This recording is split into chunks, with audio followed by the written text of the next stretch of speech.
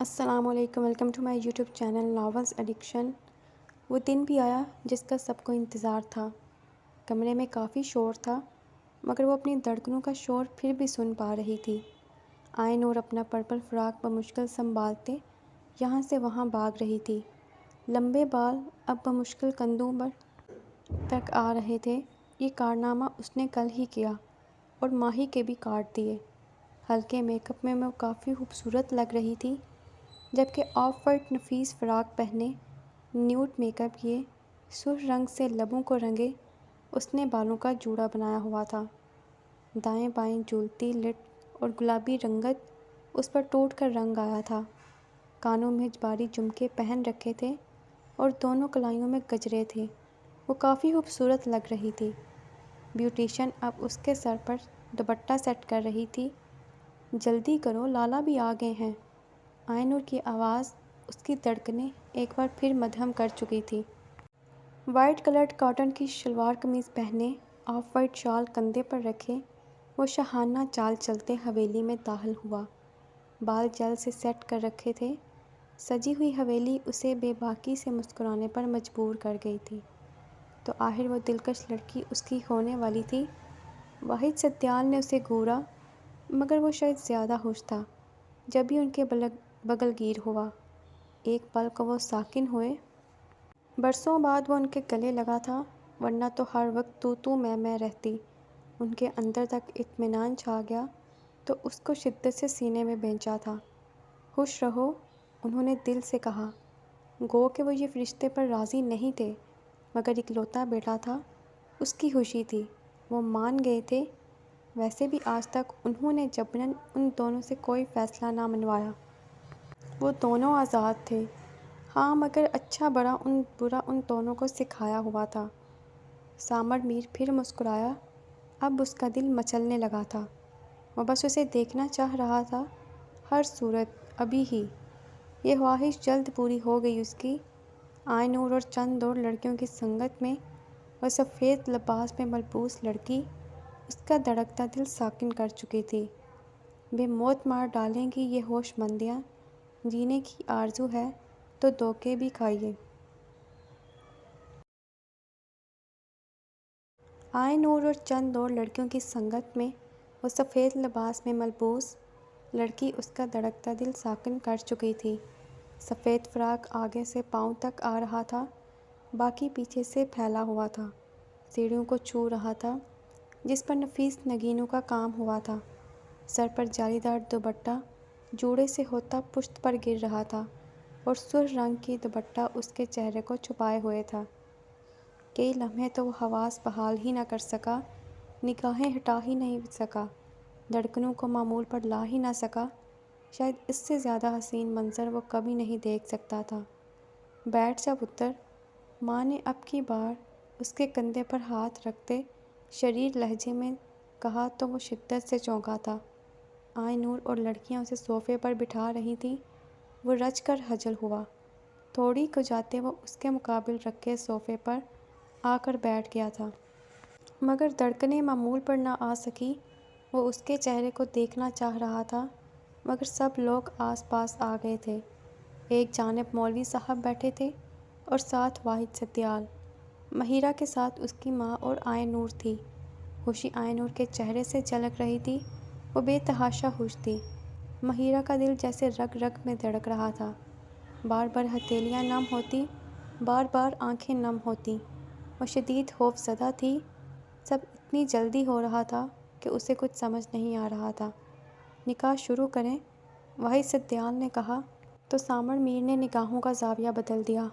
وہ نگاہیں جھکائے پاؤں میں پہنے سیاہ چمکتے بوٹس کو دیکھنے لگا تھا۔ یقین کرنا تھوڑا مشکل تھا۔ مہیرہ بنت اسحاق خان، کیا آپ کو یہ نکاح قبول ہے؟ مولوی صاحب نے دوسری بار تھوڑی اونچی آواز میں پوچھا۔ آنکھوں سے بہتے گالوں کو چھونے لگے۔ ارتسام کے بغیر اتنا بڑا فیصلہ، اس کی کمی شدت سے محسوس ہو رہی تھی۔ وہ ہمیشہ اس کے ساتھ رہا، آج جب اسے سب سے زیادہ ضرورت تھی تو وہ نہیں تھا۔ اس کے ہاتھ باقاعدہ کانپ رہے تھے۔ اسحاق خان نے اس کے جھکے سر پر ہاتھ رکھتے اسے ہمت دینی چاہی۔ دل اپنا بھی کافی دکھی تھا، مگر وہ مطمئن بھی تھے۔ بیٹا ہم تمہارے ساتھ ہیں، ماں نے اسے یقین دلایا۔ ماہی نے آنکھیں زور سے بند کرتے کھولی، دل دھک دھک کر رہا تھا۔ قبول ہے، وہ بمشکل بول پائی۔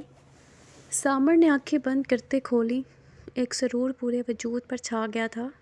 سامر میر، ولد واحد سدیال، آپ کا نکاح مہیرہ بنت اسحاق خان سے بحق مہر 30 لاکھ روپے سکہ رائج الوقت طے پایا ہے، کیا آپ کو یہ نکاح قبول ہے؟ مہیرہ سے پوچھنے کے بعد وہ سامر سے پوچھ رہے تھے۔ قبول ہے، بھاری گمبھیر آواز ماہی کے کانوں میں گونجی۔ اس کی دھڑکنیں مدھم کر چکی تھی۔ دوبارہ پھر پوچھنے کے بعد اب وہ سائن کر رہا تھا۔ مہیرہ نے سائن کیا تو مبارکباد دینے سب کھڑے ہو گئے تھے۔ آئی نور نے اسے شدت سے گلے سے لگایا۔ اب تم میری بابی بن گئی ہو، اب تم ادھر ہی رہو گی۔ وہ بہت خوش تھی۔ مہیرہ شدت سے نچلے لب کو دانتوں میں دبائے آنسوؤں کو روکے ہوئے تھی۔ اس کی جان کا مالک، اس کے وجود کا مالک اس پل سامر میل بن گیا تھا۔ اس کے سارے اختیارات سامر کو دے دیے تھے، وہ اب اس سے زیادہ اس پر حق رکھتا تھا۔ سامر سب سے گلے مل رہا تھا، اسے جیسے سب مل چکا تھا، اب کسی کی تمنا نہ بچی۔ شہروز سے گلے ملنے ہی لگا تھا کہ نگاہیں بھٹک گئیں۔ اس کی ماں نے اس کے سر سے سرخ دوپٹہ اتار دیا تھا۔ اس کا رویا رویا چہرہ ہر نقش کو سجا گیا تھا۔ اس کے سرخ ہونٹ غضب کے لگ رہے تھے۔ آئی نور کی کسی بات پر مسکراتے آنسوؤں کو صاف کر رہی تھی۔ اسے اور کوئی ہوش نہ رہا۔ کیا بات ہے، ابھی سے جادو چل گیا بابی کا، شہروز نے اس کے سینے پر مکہ مارتے ہوئے کہا۔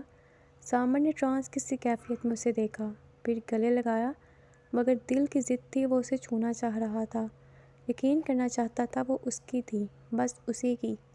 کچھ دیر بعد اسے مہیرہ کے ساتھ بٹھایا، مگر وہ زیادہ دیر نہ بیٹھ سکا۔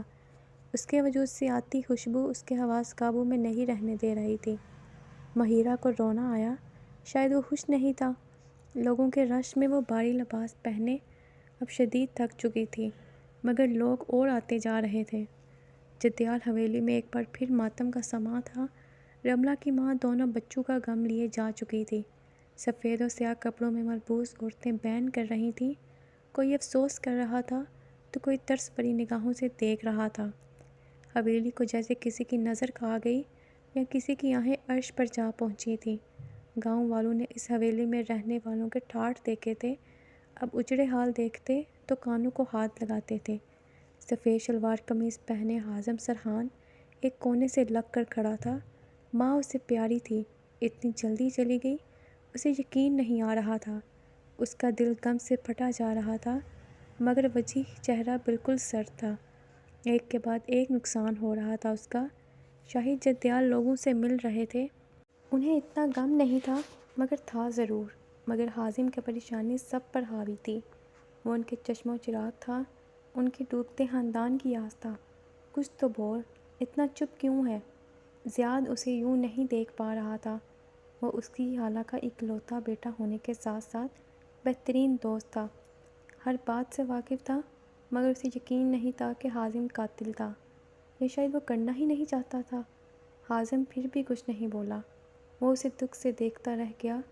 مہیرہ سے اسے شدید نفرت محسوس ہونے لگی۔ بلیک شلوار قمیض میں ملبوس کبیر بھی وہیں تھا۔ اسے حازم سے اور نفرت ہوئی، اس کی وجہ سے سب کچھ تباہ ہو چکا تھا، خاندان پورا ٹوٹ چکا تھا، مگر اس کا مغرور اب بھی نہ ٹوٹا۔ عورتوں کی چیخو پکار میں میت کو اٹھا لیا گیا تھا۔ حازم چاہ کر بھی ماں کو کندھا نہ دے سکا، اس میں اتنی ہمت نہیں تھی۔ ایک اور میت اس حویلی سے اٹھی تھی۔ میں بہت تھک چکی ہوں، مہیرہ کو آخرکار کہنا ہی پڑا تھا۔ عورتیں آتی، اس کا ماتھا چومتی اور جا رہی تھی۔ سامر سب کا لاڈلا تھا، اسے ابھی ہی احساس ہو چکا تھا، مگر پھر وہ کہیں نظر نہیں آیا۔ اچھا ہی تھا۔ اچھا یار رکو، میں تمہیں اندر لے جاتی ہوں۔ یہ تو کم ہونے کے بجائے نہ جانے کہاں سے آتی جا رہی تھی، حالانکہ اتنے لوگوں کو بلایا نہیں تھا۔ آئی نور اٹھتے ہوئے بولی، ماں سے پوچھ کر اس کے پاس آ گئی تھی۔ چلو تمہیں کمرے میں چھوڑ آتی ہوں، تم آرام کر لو، اندر ویسے بھی شور نہیں ہے۔ دو کزنوں نے جھک کر اس کا فراق اٹھایا تھا، وہ اس کا بازو پکڑے کمرے میں لے آئی تھی۔ تم سو جاؤ، میں باہر ہوں۔ مہیرہ نے فقط سر ہلایا۔ وہ بے حد تھک چکی تھی۔ 2 لوگ دروازہ بند کرتے نکل گئی۔ مہیرہ نے بمشکل ہی صحیح مگر جوڑے سے باری دوپٹے کو الگ کیا تھا۔ چہرے پر لٹیں جھول رہی تھیں، کلائیوں میں پہنے کافی اچھے لگ رہے تھے۔ اس کا دلکش چہرہ تھکن سے چور لگ رہا تھا۔ وہ چینج کرنا چاہتی تھی مگر اتنی ہمت ہی نہ بچی۔ وہ ویسے ہی بیڈ پر بیٹھ گئی۔ رہ رہ کر سامر کا خیال آتا، اس کا دل دھڑک جاتا۔ نہ جانے وہ خوش تھا یا زبردستی، وہ کسی پر بوجھ نہیں بننا چاہتی تھی۔ نکاح کے پیپرز سائن کرتے وقت اس کے دل کی دنیا بھی بدلی تھی۔ وہ تو شاید پہلے ہی کہیں دل میں آ چکا تھا مگر احساس اسے اب ہوا۔ یا شاید اس نے اب یہ بات مانی۔ جو بھی تھا وہ اب اس کا سب کچھ بن گیا تھا۔ مہیرہ نے دہکتے گالوں پر ہاتھ رکھے۔ نیند اڑ سی گئی تھی۔ دل پورے وجود میں جیسے دھڑک رہا تھا۔ نہ جانے وہ کیسا ہوتا، اسے تو کچھ نہیں پتا تھا، اور وہ اپنا آپ اس کے نام کر چکی تھی۔ دل دھڑکتا احساس کرنے لگا۔ اس نے پانی کی چاہ میں نظر دہرائی تو پانی کا جگ خالی تھا۔ پہلے تو اس نے دفع کیا مگر پیاس زیادہ لگ چکی تھی۔ حویلی میں تھا بھی کوئی نہیں، سب باہر تھے، کھانا لگ چکا تھا۔ 4 اسے ہی اٹھنا پڑا۔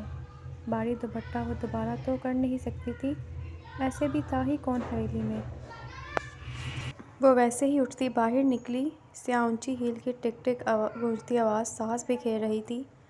وہ مہمانوں میں تھا مگر جلد ہی اکتا گیا۔ اسے پھر سے دیکھنا چاہتا تھا مگر وہ اب نہیں تھی۔ وہ چونکا، شاید وہ اندر چلی گئی تھی۔ خود کو کافی روکا مگر جب دل نہیں مانا تو مجبوراً دل کی سنتے وہ اندر چلا گیا تھا۔ بازوؤں کو فولڈ کرتے وہ آگے بڑھ رہا تھا کہ یکدم رک گیا۔ ہیل کی آواز اس کے پاس آ رہی تھی۔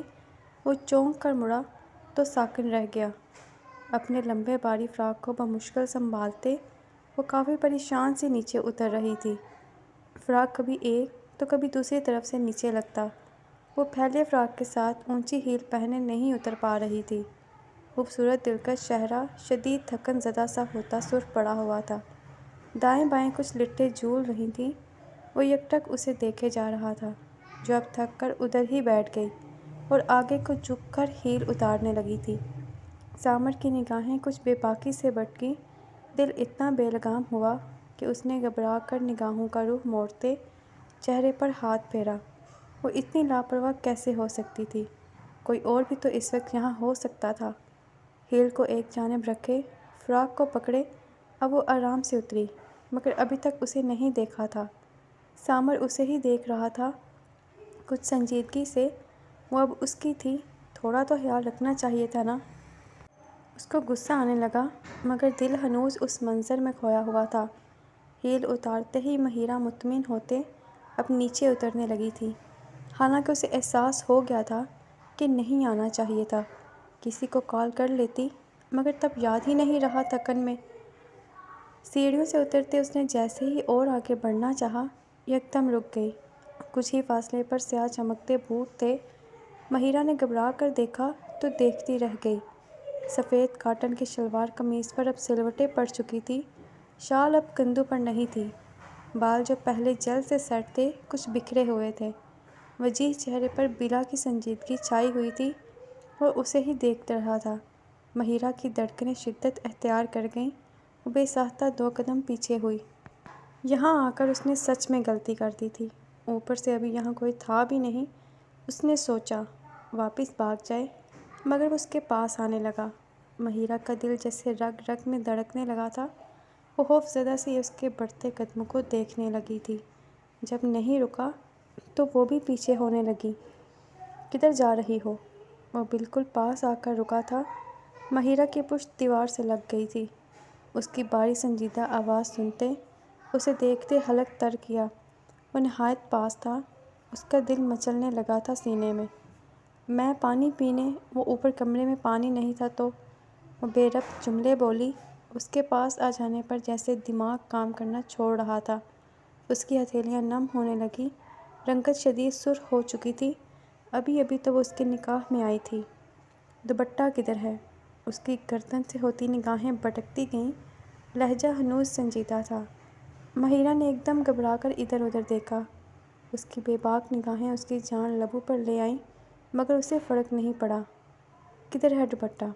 اب کے ایک ایک لفظ چبا کر بولا، ساتھ ہی دایاں ہاتھ دیوار پر رکھا۔ کچھ اور قریب ہو گیا تھا۔ وہ باری تھا، اسے کچھ سمجھ نہیں آ رہا تھا۔ آنکھیں نم ہوتی جھک گئیں۔ اسے دور کرنے کی ہمت نہیں تھی، نہ ہی اس کی بے باک آنکھوں کو دیکھنے کی ہمت تھی۔ یہ بھی باری ہے تو کیوں پہن؟ گردن کے پاس سے فراق کو پکڑتے اوپر کی جانب کرتے وہ اسپاٹ لہجے میں کہہ ہی رہا تھا۔ مہیرہ نے ایک دم شدید گھبرا کر اسے دور کیا۔ اس کے بے باک عمل پر جیسے جان نکل گئی تھی۔ گردن پر اب بھی اس کا ہاتھ محسوس ہوا۔ اس نے گھبرا کر بھاگنا چاہا، مگر سامر نے شدت سے اس کا بازو پکڑتے اسے پاس کیا تھا۔ اس کی تنگ گرفت میں وہ شدید مزاحمت کر رہی تھی۔ رواں رواں سلگ اٹھا تھا۔ کمر اور بازو پر اس نے یوں بازو پھیلا رکھے تھے کہ وہ فقط مچل ہی سکی۔ مجھے چھوڑیں۔ وہ شدید خوف زدہ ہو چکی تھی اس کے ایک عمل سے۔ گردن اب بھی سلگ رہی تھی۔ پھر اس کی خوشبو، وہ پاگل ہونے لگی۔ سامر پر کوئی اثر نہیں ہوا، اسی لیے وہ دیوار کے ساتھ لگا۔ اپنے حسن کے جلوے مجھے کمرے میں دکھا سکتی ہو، مگر دوبارہ ایسے کھلے گلے والے لباس میں نہ دیکھوں تمہیں۔ اسے اور پاس کرتے وہ کافی سنجیدگی سے بولا۔ نگاہیں اس کے چہرے پر ٹک سی گئیں۔ ماہی نے صدمے سے اسے دیکھا۔ ابھی نکاح ہوا تھا اور وہ، مجھے چھوڑیں۔ وہ مزاحمت کرنے لگی۔ انگ انگ پسینے سے شرابور ہو گیا۔ رنگت شدید سرخ ہو چکی تھی۔ دھڑکنیں الگ منتشر تھیں۔ وہ یوں قریب تھا کہ کوئی فاصلہ نہ چھوڑا تھا۔ نہ چھوڑوں تو؟ کمر پر گرفت اور سخت کرتے اس کے چہرے پر جھکتے قدرے باری آواز میں بولتے اس کی دھڑکنیں روک چکا تھا۔ گردنوں اور کان پر پڑتی اس کی گرم سانسیں، جسم کی حرارت اور حواسوں پر چھا جانے والی خوشبو، وہ اس کی پناہوں میں ساکن ہو گئی۔ بازو اس کے کندھے پر درے کے درے رہ گئے۔ سامر کے ہونٹ بے باک انداز میں اس کے کانوں کو چھونے لگے۔ اس نے تڑپ کر مزاحمت کرنی چاہی، مگر ہل بھی نہ سکی۔ سینے میں دھڑکتا دل جیسے تھم چکا تھا، بالکل ویسے جیسے لمحے تھم چکے تھے۔ اس کا لمس پایا تو دل کی دنیا اور برباد ہوئی۔ پورے وجود میں سرور چھایا۔ شدت پسندی اور جنون سے رخ بدلتے اسے دیوار سے پن کیا اور شدت سے اس کی گردن کو چھوا۔ وہ تڑپ گئی۔ اس کی بھاری سانسیں مزاحمت اس کے حواسوں پر سرور کی مانند چھا رہی تھیں۔ میر!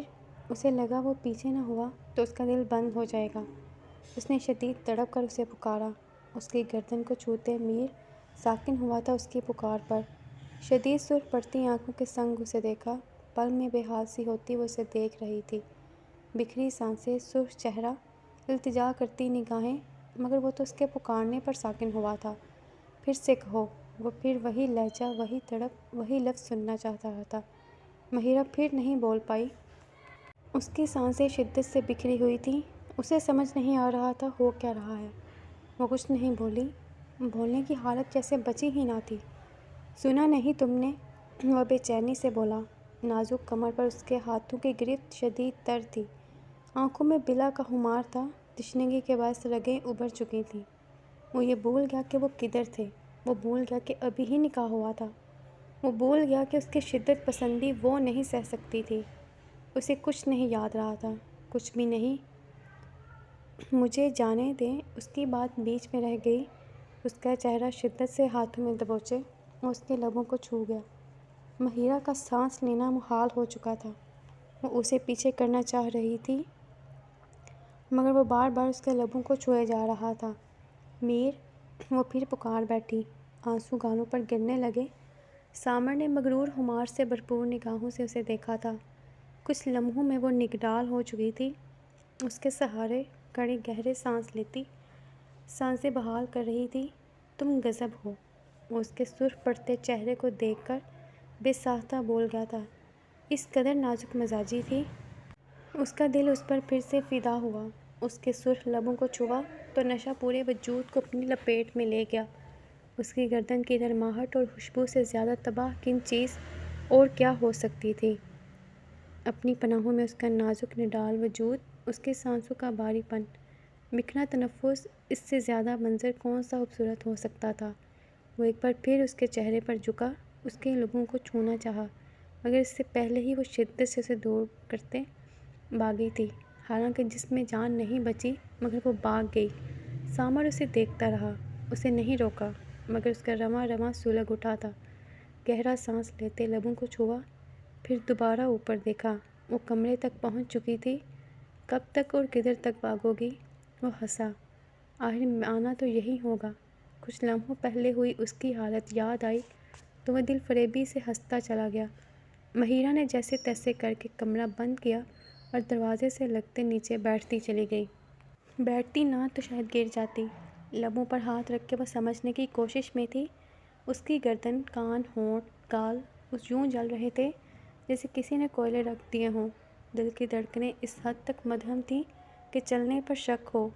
اس کا پورا وجود کانپ رہا تھا۔ وہ شدید خوفزدہ ہو چکی تھی سامر سے۔ اس قدر بے باکی کی امید اسے نہیں تھی۔ اس نے دل پر ہاتھ رکھتے ایک بار پھر گہرا سانس لیا تھا۔ لائک تو لازمی کریے گا۔ اوکے، اللہ حافظ، ٹیک کیئر۔